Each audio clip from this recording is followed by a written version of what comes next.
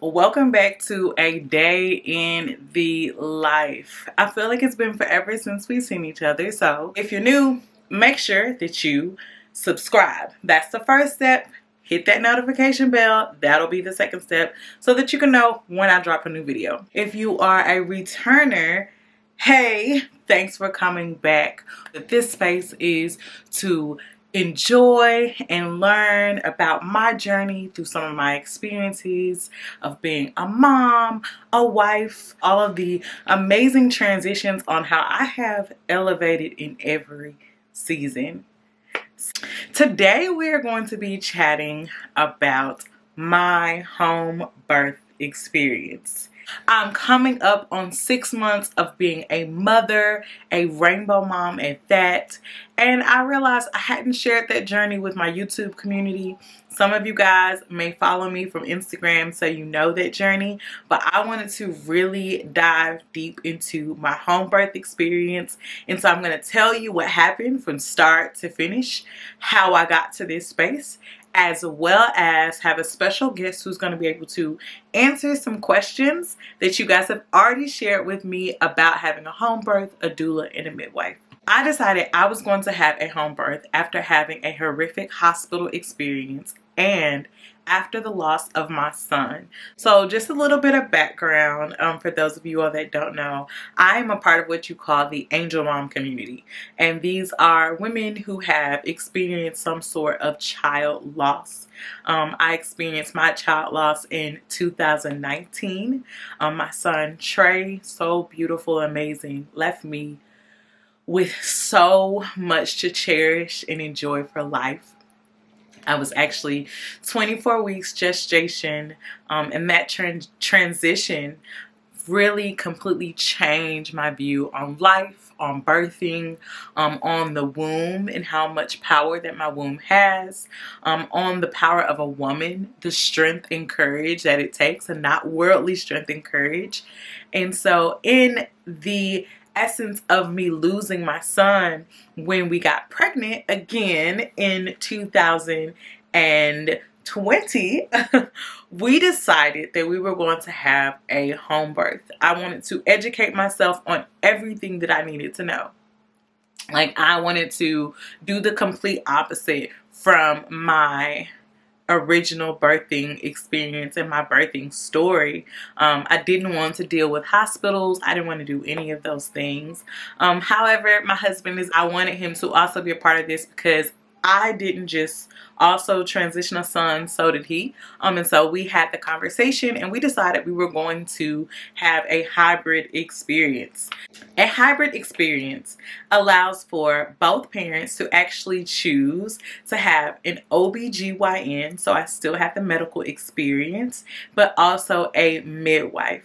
In addition to my midwife and my OBGYN, I also had a doula, a maternal chiropractor, and a wealth of other resources. I overloaded myself with education the second time around for my pregnancy because I wanted to know, what would my body expect to go through, and B, if there was any time where I should be alarmed, how can I respond? Because in my first pregnancy, I was not as educated on how my body should be feeling, and I associated motherhood with pain.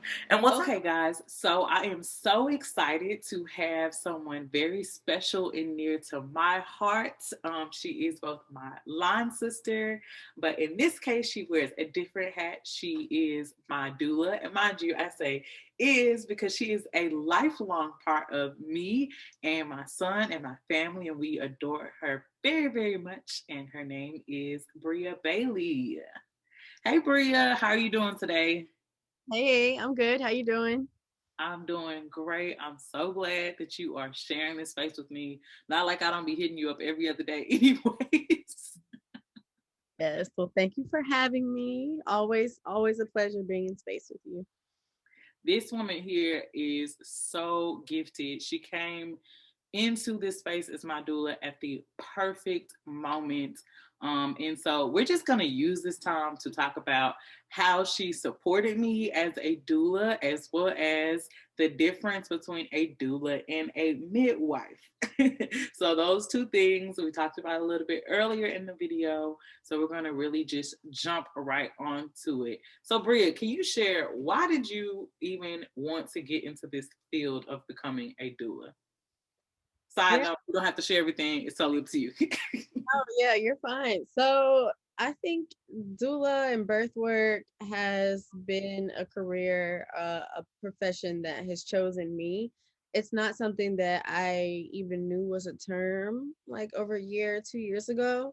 I've always been interested in maternal and child health, and for a while I thought I wanted to be a neonatologist. So I've done a lot of experience, a lot of time in the hospitals, but just noticed that I wanted to do something else. I wasn't feeling exactly fulfilled. And then during the pandemic last year, 2020, I was spending a lot more time on the internet and came across Mama Glow's doula training offering that was now online instead of being in person in New York.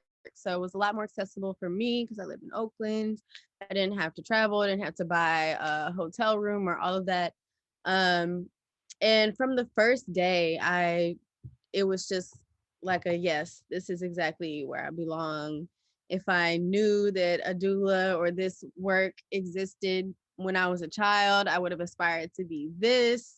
And it was a really, really unique way for me to be able to combine all my experiences and my master's programs and the shadowing experience, my research, my advocacy, all of it, and being able to teach and help affect lives that haven't even gotten here yet and help bring back the joy in the Black communities, it's especially the Black community. So 2020, there were a lot of stories on Black moms and Black babies who were dying, and we're all very familiar with the startling Black maternal and infant mortality rates in America. And while those things definitely have their place and need to be addressed, there's still a lot of joy happening in pregnancy and bringing a child into the world and transitioning from a single or an individual or a couple to parents or motherhood or fatherhood or whatever else. And so being able to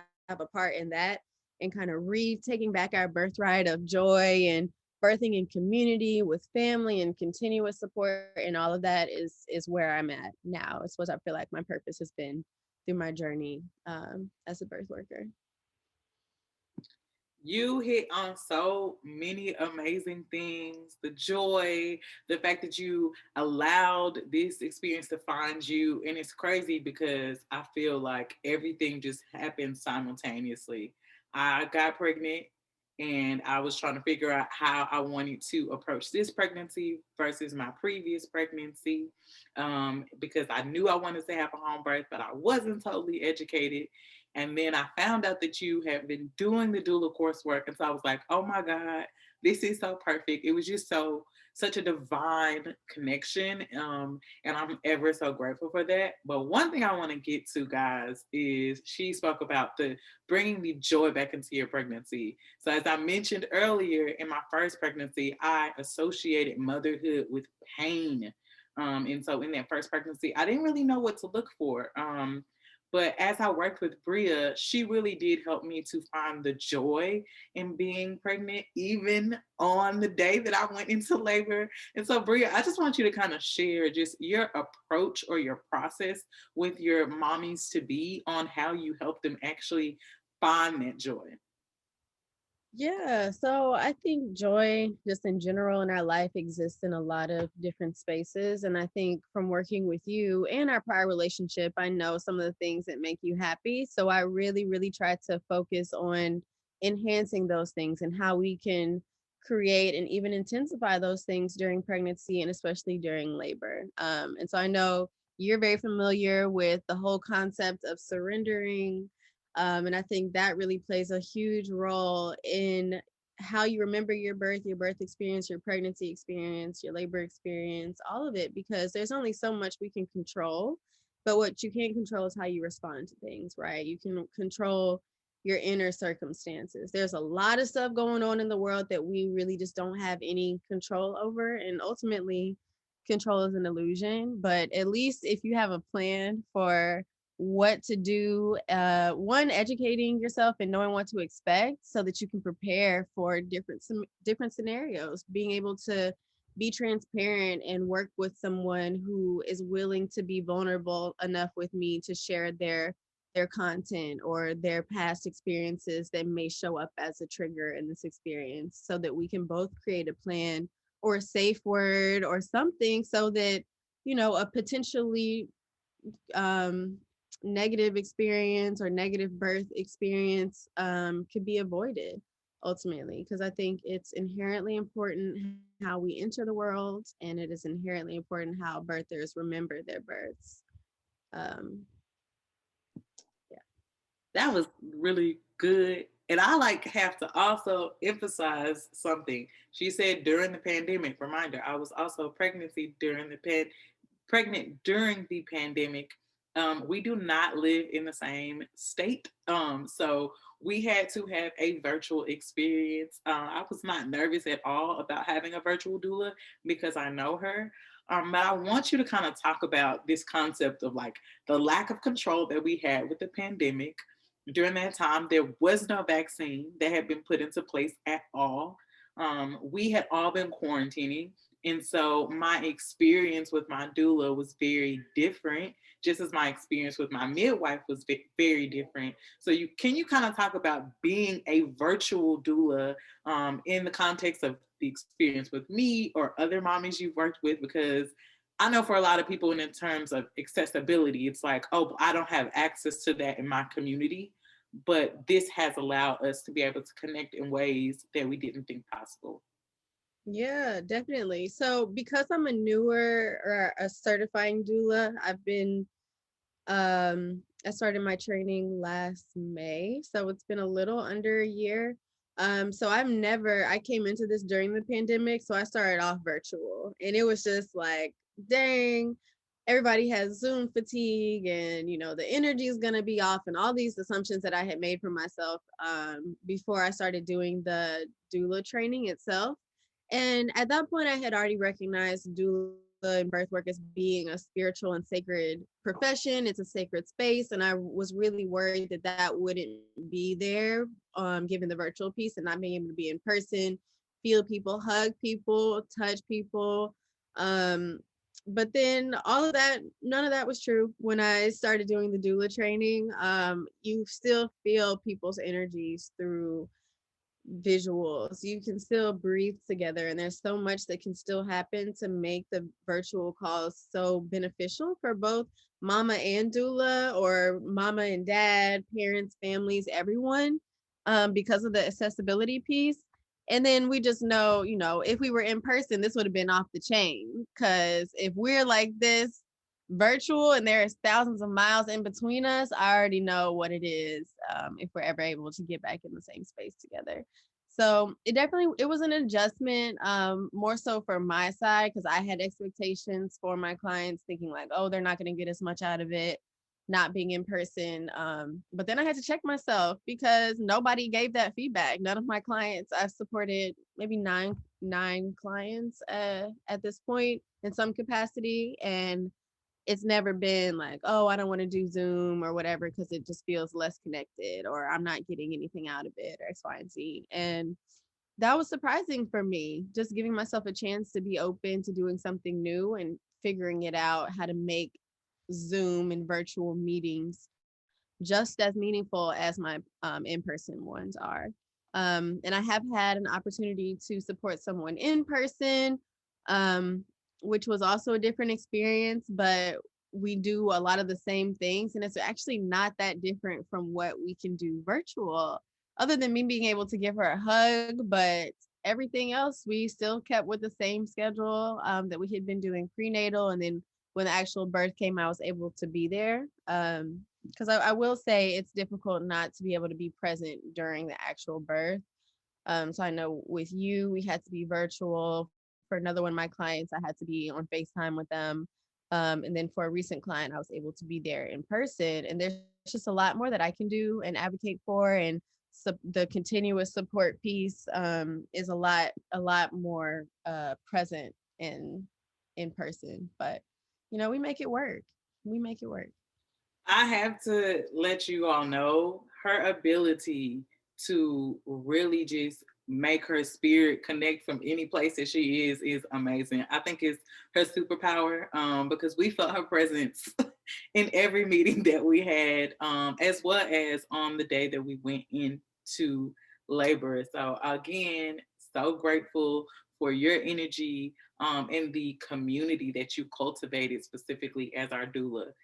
So a lot of my girlfriends who are pregnant or thinking about being pregnant, or they're just curious about the approach that I took to having my little one, they want to know the difference between a doula and a midwife. And I try my best to describe it, but I think that having you share the differences would be so amazing. Maybe if you could share in the context of what the end result is, or what you bring versus what a midwife brings.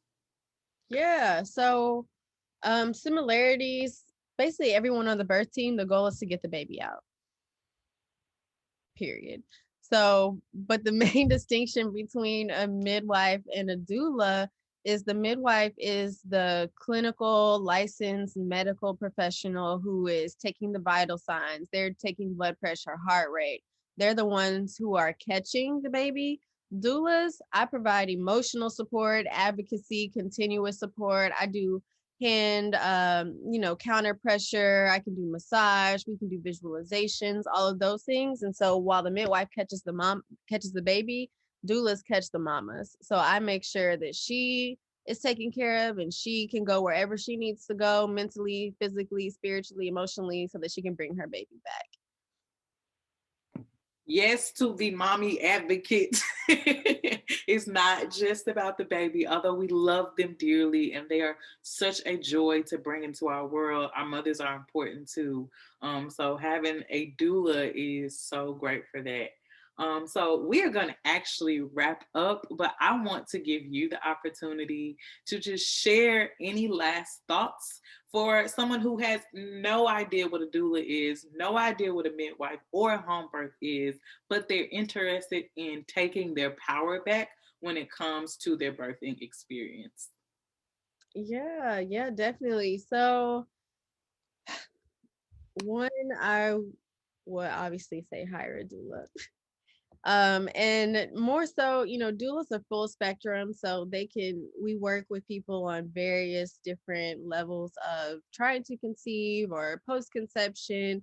You're thinking about getting pregnant, or your baby is 2 years old, the whole range. And ultimately, I think a big piece of what doulas can provide, and a lot of midwives, um, is the historical aspect of midwifery and birth work in America, especially in a Black body, in a woman, in an Indigenous body, what the ancestral strength and that ancestral knowledge that our bodies can do.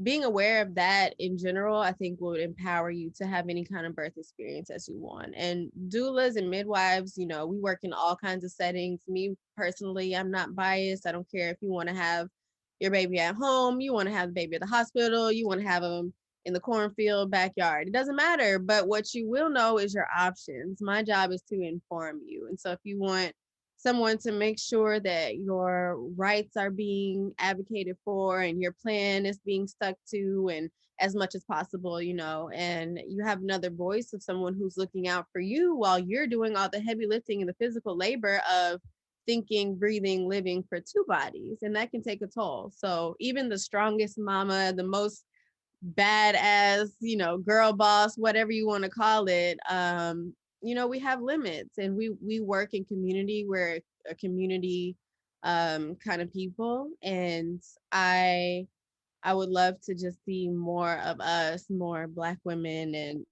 women of color who are able to, one, know how we got here.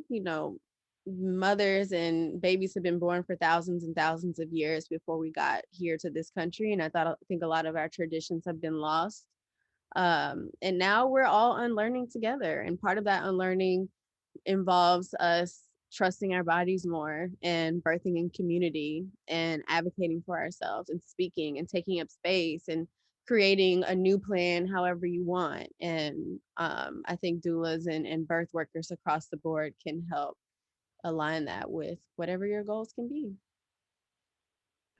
Thank you so much again for even being willing to share this wealth of knowledge. Thank you for being my line sister. I'm going to make sure to link all of your socials in the description so that people can go ahead and hire you as the doula, just to be clear, or to at least learn a little bit more information. This conversation was so good that I realized we definitely need a part two. So make sure you click the part two video so that you can actually see the full home birth experience and what could have potentially put me in another traumatic position and how I was able to handle it with a birthing team. Make sure to subscribe for notifications so that you can be reminded when the next video drops.